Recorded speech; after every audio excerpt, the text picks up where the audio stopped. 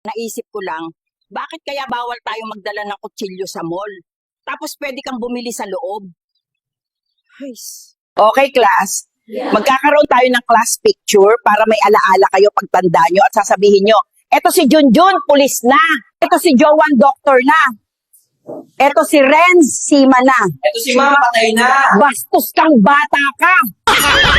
Lolo Pedot, mukhang may bago na naman tayong imbento, ah. Oo, ya. At ito ay tinatawag ko na magic capsula. At isang henyo lang na katulad ko ang makakagawa nito. Ano po ang mangyayari kapag ininom yan? Gamit pang survival to. Isang kapsula lang ay mabubusog ka na. Basta kumain lang ng marami bago uminom. Totoo bang nakaka-stress trabaho sa BPO? Stress? Hindi. Relax nga lang eh. Ilang taong ka na ate? 26. Totoo bang nakaka-stress ang trabaho sa BPO? Hindi naman. Chill nga lang eh. Ilang taong ka na bro? 24.